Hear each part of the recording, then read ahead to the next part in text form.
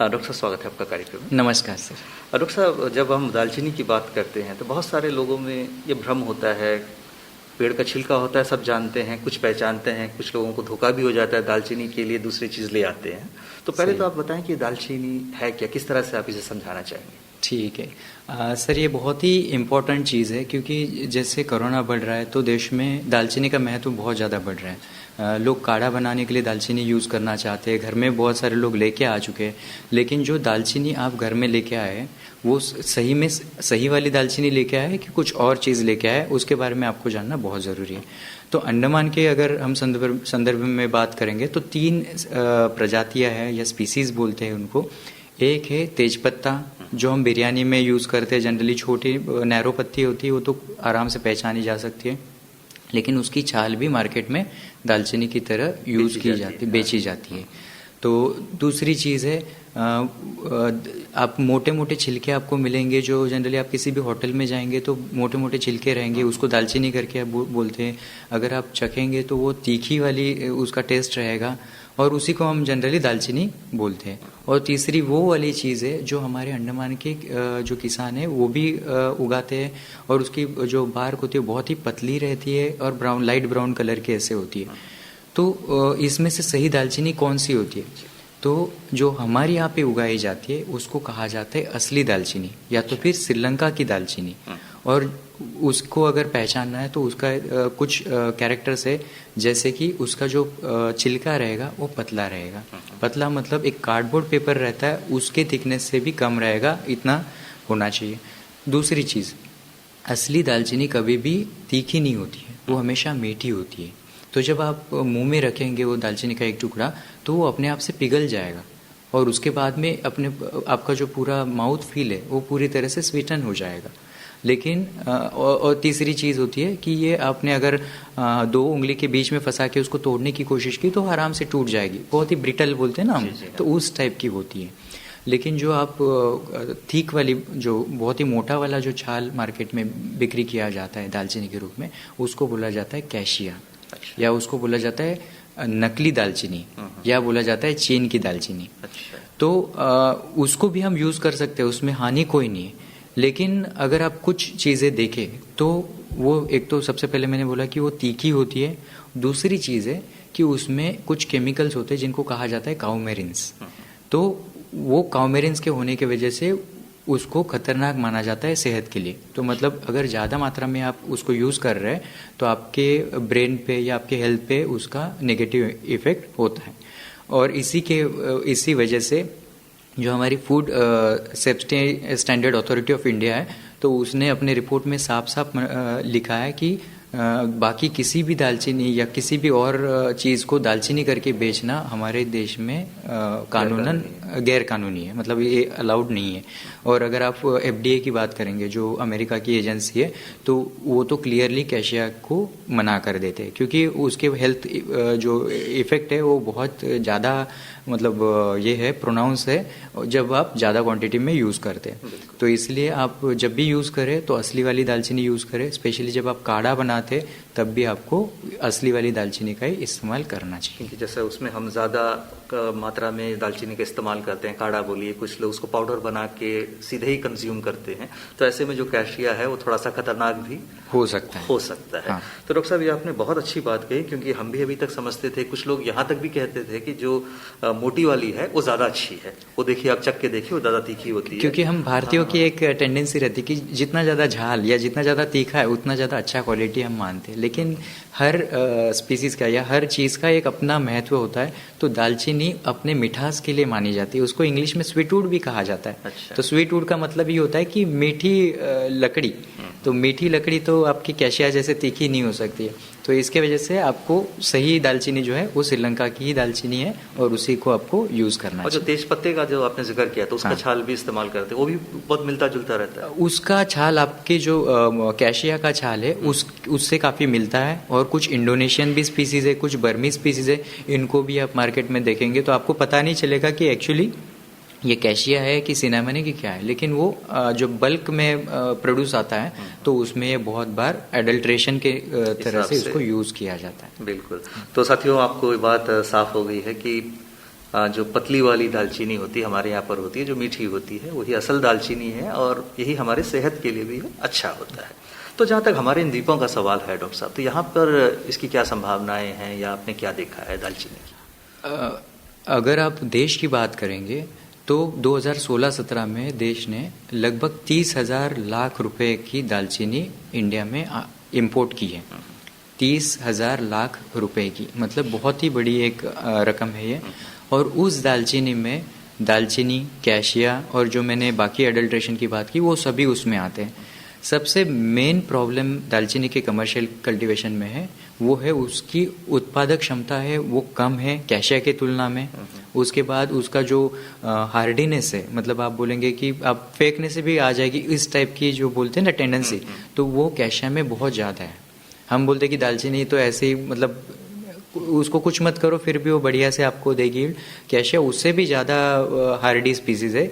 और आप समझ सकते हैं कि ये चीन की दालचीनी बोलते हैं उसको, तो किस तरह से ये हमें नेगेटिवली इम्पैक्ट कर सकते हैं। चीन की सभी चीज़ें तो हमें जितना किया है नुकसान ही किया है हमारे देश के लिए, तो हमें इससे भी देखना चाहिए। जब हम अंडमान की बात करेंगे तो लगभग हर किसान के घर में आजकल एक पेड़ इसका दिख जाता है। हालांकि जब हम कमर्शियल खेती करना चाहते हैं तो दालचीनी का कभी भी बड़ा पेड़ होने नहीं देना चाहिए। ये सबसे बड़ी गलती हमारे किसान करते हैं। और इसमें भी बहुत सारे लोग ये नहीं समझते कि उनको शायद वो टेक्निकल नॉलेज नहीं रहता है कि किस तरह से उसकी छाल निकालनी चाहिए, किस तरह से उसको सुखाना चाहिए या किस तरह से इसका मार्केटिंग करना चाहिए। जब हम कंपेयर भी करेंगे प्राइस वाइज भी, तो अगर होलसेल मार्केट में आप देखेंगे तो केरला या कर्नाटका में आप जाएंगे तो 140 रुपये से 220 रुपये तक आपको कैशिया मिल जाएगा और आपकी जो दालचीनी है वो 300-350 रुपये तक जाती है। लेकिन जो यहाँ के मार्केट में अगर आप देखेंगे तो लगभग 1,000 रुपये तक भी दालचीनी की प्राइस होती है। तो जब लोकल में आप उसको मार्केटिंग करना चाहते हैं तो आप कितने भी उसके अच्छे गुण बताएंगे तब भी लोग सोचेंगे कि भाई पहले हम पैसे के बारे में सोचेंगे, बाकी चीज़ें बाद में आएगी। तो ये मेंटालिटी को भी हमें थोड़ा सा ये करना चाहिए। और आपको पता ही है कि अंडमान में जितनी भी एग्रीकल्चर के लिए लैंड है उसमें से लगभग आधे से ज़्यादा जो एरिया है वो नारियल और सुपारी के बीच में। और ये जो दालचीनी है इसकी ये खासियत है कि ये ओपन कंडीशन में, मतलब धूप में भी आप इसको उगा सकते हैं और नारियल और सुपारी के बगीचे में भी बहुत ही अच्छे से बढ़िया से आ सकती है। तो अगर और जिस तरह से यहाँ पे ग्रोथ होती है, बहुत ही फास्ट ग्रोथ होती है और यहाँ की जो क्वालिटी है, मैंने बहुत सारी जगह से अंडमान में सैंपल कलेक्ट किए और उसका पूरा केमिकल एनालिसिस किया है और पता चला कि अंडमान की जो क्वालिटी है काफ़ी अच्छी है। लेकिन जिस तरह से हम उसको पोस्ट हार्वेस्ट करते हैं, जिस तरह से हम प्रोसेसिंग करते हैं, उस पर फाइनल क्वालिटी भी निर्भर करती है और हमारे किसानों को इस मामले में थोड़ा ज़्यादा ध्यान देना चाहिए। लेकिन अगर ओवरऑल देखेंगे तो दालचीनी यहाँ पे एक कमर्शियल क्रॉप की तरह इसको प्रमोट किया जाना चाहिए। बिल्कुल। डॉक्टर साहब, हमारे इन द्वीपों में क्या कोई किसान कैशिया की खेती करता है? नहीं, अंडमान में तो मैंने अभी तक देखा नहीं है कि कैशिया किसी के घर में लगाया है। तो जितना भी एग्रीकल्चर डिपार्टमेंट भी प्लांट्स दे रहा है या कैरी जो भी प्लांट्स दे रहा है वो सभी हमारे दालचीनी का है, ओरिजिनल दालचीनी का ही है। लेकिन जिस तरह से मतलब लोग प्रॉफिटेबिलिटी की बात करते हैं तो सोचते हैं कि भाई इतनी ज़्यादा छाल निकालने के लिए लेबर जाता है तो ये प्रॉफिटेबल नहीं है, तो इसको हार्वेस्ट ना ही करे तो अच्छा है। तो उस मेंटालिटी की वजह से ये उपेक्षित रह गई है। बिल्कुल। तो डॉक्टर साहब, ये जो आपने बताया कि बहुत ज़्यादा बढ़ने नहीं देना है दालचीनी को, तो अमूमन दालचीनी का पेड़ कितना साल का होना चाहिए जब हार्वेस्टिंग शुरू होना चाहिए? अगर आप नई प्लांटिंग करेंगे, नई से मैं बताता हूँ, नए प्लांटिंग करेंगे तो लगभग 2.5 से 3 साल में आपका जो पेड़ है वो इतना ग्रो हो जाएगा कि जिसको आप हार्वेस्ट कर सकते हैं। एक सिंपल सी चीज़ याद रखिए, हम क्रिकेट देखते हैं तो क्रिकेट का जो स्टंप होता है उस साइज का जब मोटापा हो जाएगा उस स्टेम का, तने का, उस टाइम में आप उसको हार्वेस्ट कर सकते हैं। वो सबसे बढ़िया स्टेज रहती है हार्वेस्टिंग की। और जब भी आप हार्वेस्ट करेंगे फर्स्ट टाइम तो लगभग 2.5 से 3 साल लग जाएंगे। हार्वेस्ट करेंगे आप लगभग 10 से 15 सेंटीमीटर ग्राउंड के ऊपर में। और ये इतनी फास्ट या इतनी what you can say Hardy species है कि वो बढ़िया से फिर से रीजनरेट हो जाती है, अपने आप को फिर से अगले साल में फिर हार्वेस्ट के लिए तैयार हो जाती है। वो 2 साल के बाद फिर से आप हार्वेस्ट कर सकते हैं। मतलब पहले बार 3 साल लग जाते हैं, बाद में 2-2 साल के अंतराल पे आप उसको हार्वेस्ट कर सकते हैं। बिल्कुल। आपने बार बार जिक्र किया कि जो छाल निकाली जाती है उसका जो कटाई के बाद उसका जो काम होना चाहिए वो ठीक से नहीं हो पाता है, तो यहाँ पर कहाँ चूक हो जाती है? बहुत सारे लोग जब हम घर में भी दालचीनी लेके आते हैं तो उसमें आप देखेंगे, ओरिजिनल वाली दालचीनी की मैं बात कर रहा हूँ, तो उसमें आप देखेंगे कि उसके अंदर में बहुत बार ऐसे काले धब्बे आ जाते हैं। और हम क्या करते हैं कि किसी कपड़े से उसको पोंछ लेते हैं या हाथ से ही पोंछ लेते हैं और अपने खाने में डाल देते हैं, लेकिन उसमें कुछ माइक्रोबियल कंटामिनेशंस होता है जिसकी वजह से वो काले धब्बे होते हैं। कुछ माइक्रोब्स होते हैं जो उसके ऊपर ग्रो करते हैं, और कुछ उसमें ऐसे भी चांसेस होते हैं कि एफ्लोटॉक्सिन नाम के कुछ हानिकारक केमिकल्स है वो उसमें प्रोड्यूस हो जाए, और जिसके वजह से वो खाने लायक नहीं रहता। तो जो हम हाथ से पोंछ के उसको डालते हैं खाने में, वो पूरी तरह से गलत है। ये जनरली होता है अगर आपने सही कंडीशन में उसको सुखाया नहीं है या तो फिर सही तरह से उसको स्टोर नहीं किया है। तो जनरली हमारे यहाँ पे तो इतने ज़्यादा कमर्शियल लेवल पे खेती की नहीं जाती, इसलिए तो लोग निगलेक्ट करते उसको। लेकिन अगर आप कमर्शियल खेती करना चाहते तो जो मैकेनिकल ड्राइंग बोलते या अवन ड्राइंग बोलते, वो सबसे बढ़िया चीज़ है, क्योंकि इस किसी भी मसाले में जो उसके गुण होते हैं या उसका जो क्वालिटी होती है वो डिटरमाइन होती है उसके अंदर खुशबू वाले तेल से। तो अगर वो खुशबू वाला तेल जितना ज़्यादा रहेगा उतनी अच्छी उसकी क्वालिटी रहेगी। तो जब हम धूप में डायरेक्टली, बहुत सारे किसान धूप में उसको सुखाते हैं, तो जब हम धूप में उसको पूरी तरह से सुखाने की कोशिश करते हैं तो वो जो केमिकल्स है, वो तेल जो है वो क्या होता है कि धूप के संपर्क में आने से उड़ जाता है, और जितना तेल उड़ जाएगा उतना ही आपका क्वालिटी घट जाएगी।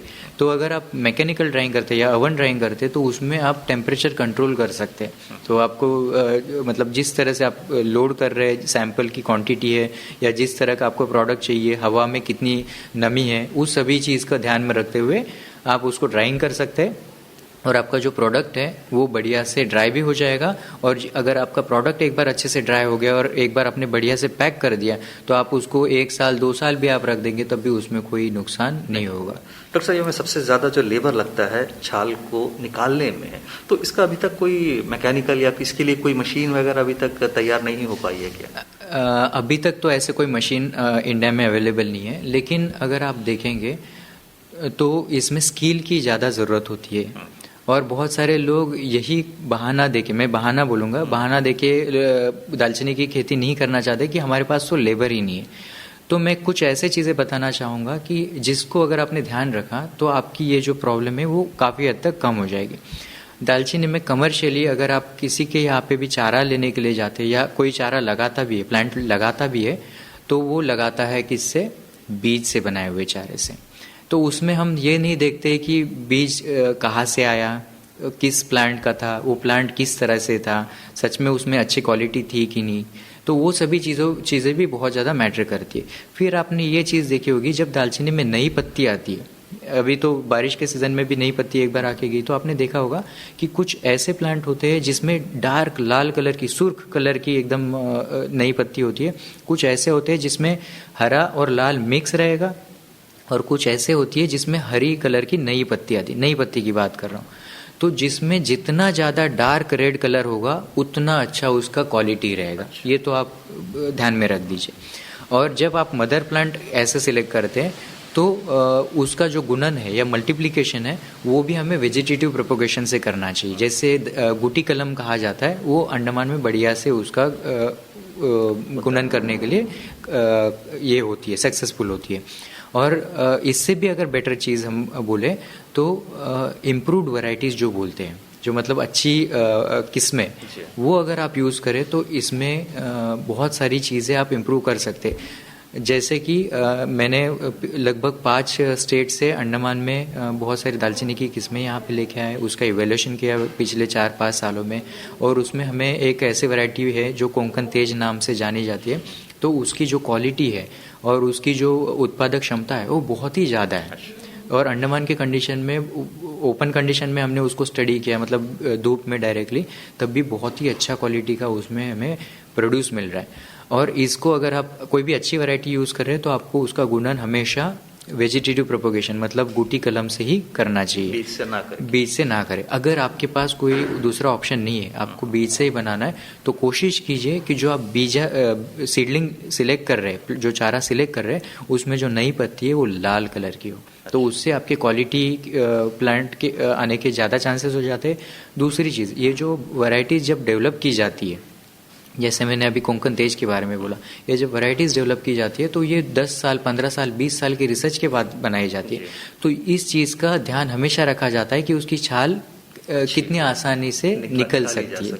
तो जब आप इम्प्रूव्ड वैरायटी यूज़ करते हैं, उसका गुणन आप गुटी कलम से कर देते हैं और उसी को आप अगर लार्ज स्केल पे लगाते हैं तो ऑब्वियसली जहाँ पे आप 4 लेबर लगा के जो काम करना चाहते हैं वो आपके 1 लेबर में भी हो जाता है। तो मतलब जैसे साइंस एडवांस हो रहा है तो हमें भी अपनी तकनीकें उसी तरह मोड़नी चाहिए और जो अच्छी चीज़ें हमारे पास अवेलेबल है उसी को हमें यूज़ करना चाहिए। बिल्कुल। तो इसमें जो दालचीनी में जो डिस्टेंस वगैरह एक पेड़ से दूसरे पेड़ के बीच में कितना अमूमन आप लोग सलाह देते हैं? लगभग 2.5 से 3 मीटर के स्पेसिंग पे आप उसको लगा सकते हैं। हालांकि बहुत सारे लोग बोलते हैं कि अरे कोई प्रॉब्लम नहीं, इसको लगा दो, कैसे तो लगा दो, वो अपने आप से आ जाएगी। लेकिन जिस तरह से मैंने बोला कि आपको उसको 3 साल में और उसके बाद 2-2 साल में उसकी कटाई होनी है, तो उसके हिसाब से 3 मीटर बहुत ही अच्छी स्पेसिंग है जिसमें आप बाकी अंतरक्रिया भी कर सकते हैं और उसके साथ साथ प्लांट को बढ़ने के लिए भी जो पर्याप्त ये चाहिए होता है, स्पेस चाहिए होता है, वो मिल जाता है। यहाँ पर पौध सुरक्षा के लिए कोई खास बातें ध्यान में देने की जरूरत नहीं है? ये काफ़ी एक हार्डी फसल है। हार्डी मतलब उसमें कोई